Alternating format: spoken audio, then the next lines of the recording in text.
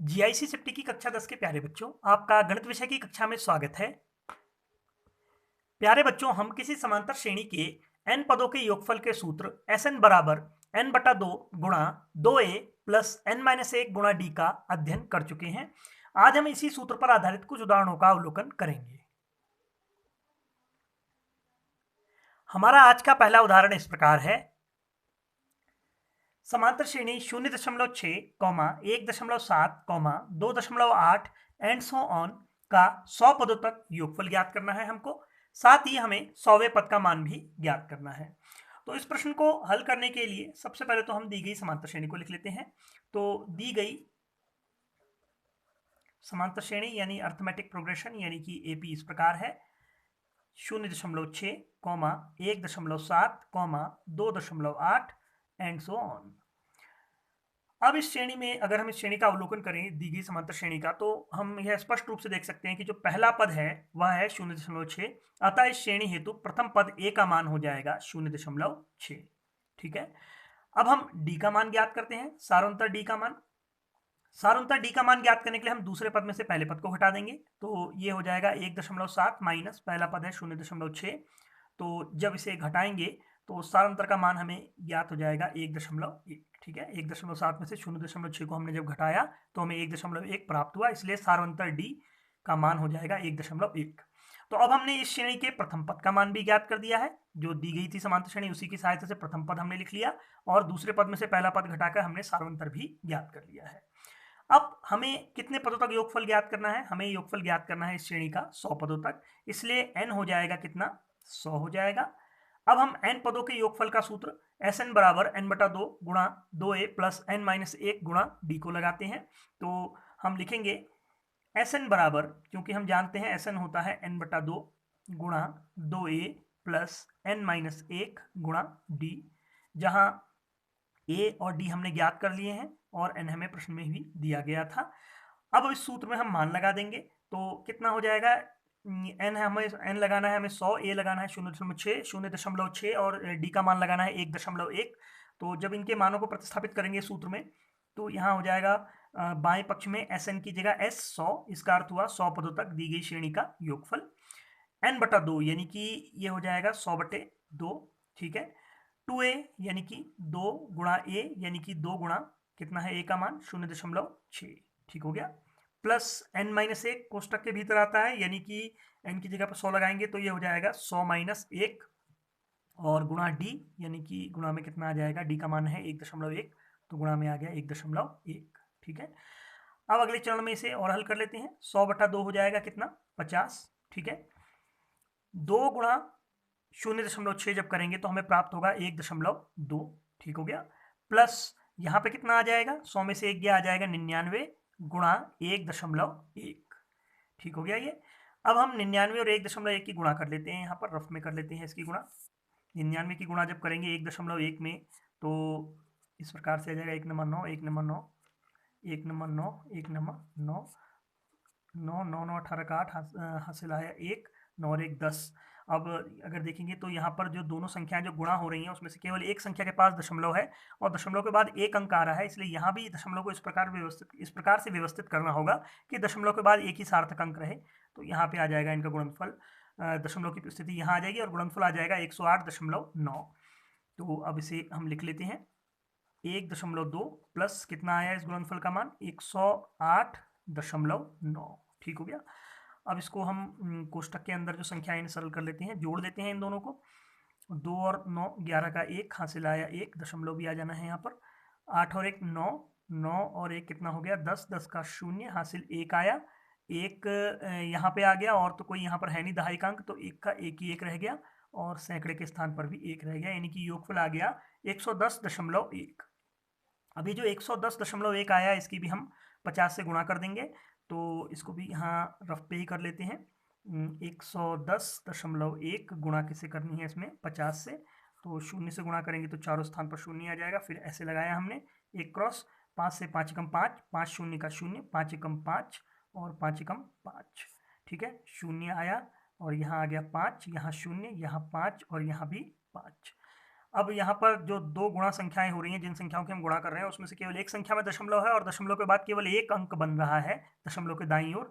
इसलिए यहाँ भी दशमलव ऐसे लगाना होगा कि दशमलव के दाईं ओर एक ही अंक रहे।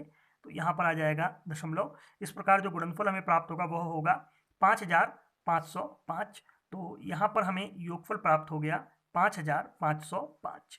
यही इस दी गई श्रेणी का 100 पदों तक का योगफल है। अब हमें इसी प्रश्न में 100वें पद का मान भी ज्ञात करना है इसी श्रेणी का। तो अब nवें पद का सूत्र हम पढ़ चुके हैं, n होता है a प्लस n माइनस 1 गुणा d।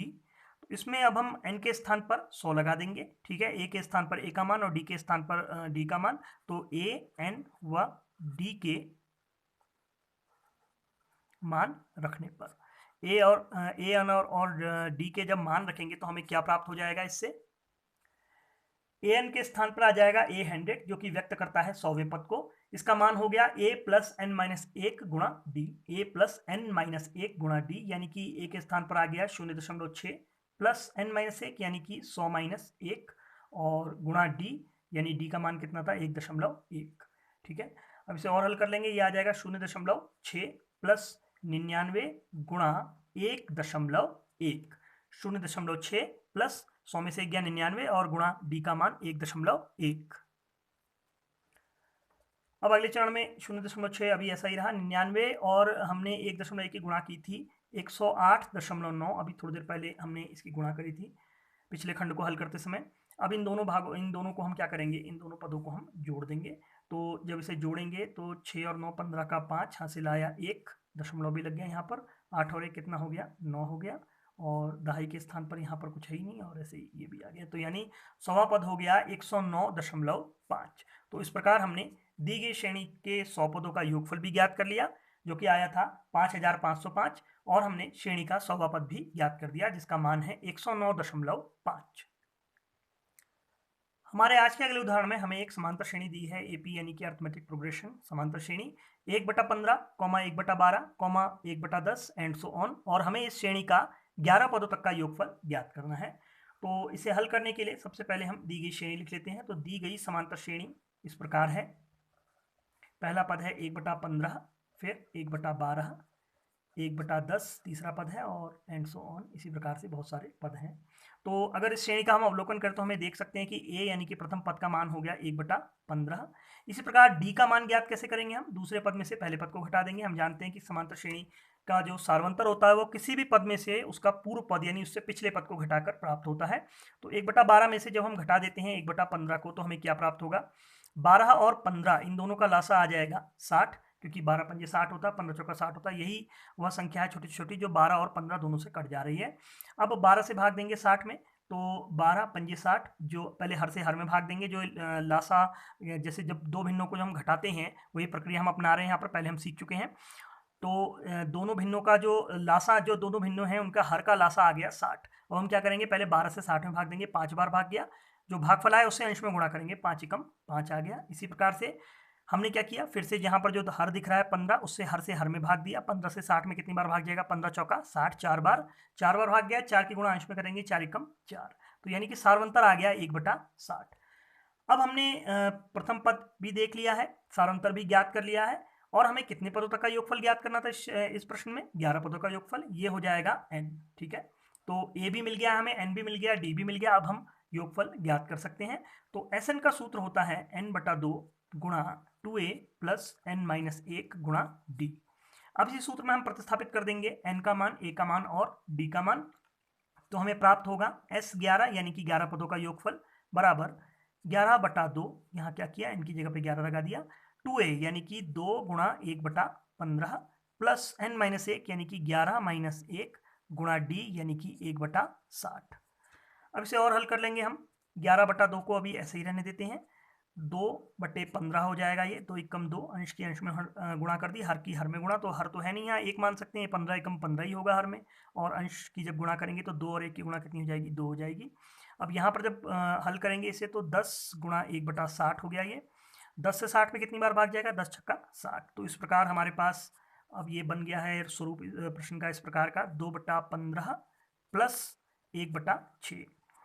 अब इसे और हल कर लेते हैं, 11/2 वैसा ही रहा, 2/15 और 1/6 हमें इन्हें जोड़ना है। तो हर जो है 15 और 6, इनका लासा कितना हो जाएगा? अगर हम दोनों हरों को देखें तो इनका लासा होगा 30, क्योंकि 15 दूनी 30 होता है और 6 पंजे 30 होता है, तो 30 इनका लासा आ गया।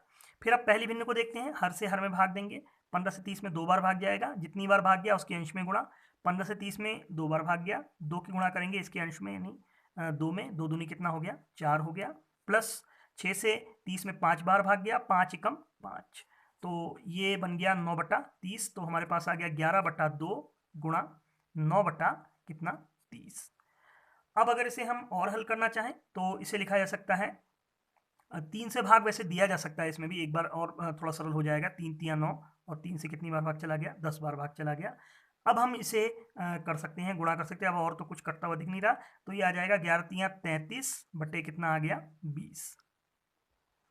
इस प्रकार ये जो 33/20 हमें प्राप्त हुआ है, यही दी गई श्रेणी का 11 पदों तक का योगफल है। हमारे आज के अगले उदाहरण में हमें समांतर श्रेणी -37, -33, -29 एंड सो ऑन का 12 पदों तक का योगफल हमें ज्ञात करना है। तो सबसे पहले तो हम दी गई श्रेणी को लिख लेंगे। तो दी गई समांतर श्रेणी है -37, -33, -29 एंड सो ऑन। अब अगर इसमें हम श्रेणी का अवलोकन करें तो हमें देख रहे हैं कि जो ए है वो कितना है? -37 है। पहला पद तो स्पष्ट रूप से दिख जाता है। डी क्या होगा? डी होगा दूसरा पद माइनस पहला पद, यानी कि हम घटाएंगे -33 में से -37 को। तो हमने लिखा -33 माइनस -37। अब ये कोष्टक के बाहर भी माइनस है, तो अंदर की संख्या के चिन्ह क्या होंगे? बदल जाएंगे। तो यानी जब कोष्टक हटाएंगे तो हमें प्राप्त होगा -33 और माइनस माइनस की गुणा +37। अब ये प्लस के 37 है और माइनस के 33 है, तो जो इनका अंतर आएगा वो आएगा प्लस का 4। तो इस प्रकार हमारी जो हमें श्रेणी दी गई है उसका सारांतर आ गया 4। अब पदों की संख्या कितनी है? कितने पदों तक का योगफल निकालना है? 12 पदों तक का योगफल निकालना है, इसलिए n हो जाएगा यहाँ पर कितना? n हो जाएगा 12। अब Sn का सूत्र लिखते हैं हम, क्योंकि Sn होता है n/2 गुणा 2a प्लस n-1 गुणा d। तो अब हमने a n और d के मान तो निकाल ही लिए हैं, इनको प्रतिस्थापित कर देते हैं। तो ये हो जाएगा n/2 की जगह 12/2, यहाँ हो गया S12, यानी 12 पदों तक का योगफल को व्यक्त कर रहा है S12। और मान लगा तो 12/2 2a, यानी कि 2 गुणा माइनस का कितना? 37, क्योंकि a का मान 37 है, प्लस n-1 यानी कि 12-1 गुणा d यानी कि 4। तो और हल कर लेंगे इसे, 12/2 कितना आ जाएगा? ये 6 आ जाएगा। -37 गुणा 2 करेंगे तो माइनस का कितना आ जाएगा? 74 आ जाएगा। और यहाँ पर बच गया 11, 11 और गुणा 4 करेंगे तो 11 चौका कितना आ गया? 44 आ गया। और हल करेंगे तो ये हो जाएगा 6 गुणा -74 प्लस 44 करेंगे तो माइनस का कितना आएगा? इनको सरल करने पर माइनस का 30, और माइनस के 30 और 6 की गुणा करेंगे तो कितना आ जाएगा? माइनस का 180। ठीक है, तो यही हमें दी गई श्रेणी का 12 पदों तक का योगफल है। तो इस प्रकार आज हमने किसी समांतर श्रेणी के दी गई पद संख्या तक योगफल ज्ञात करना सीखा।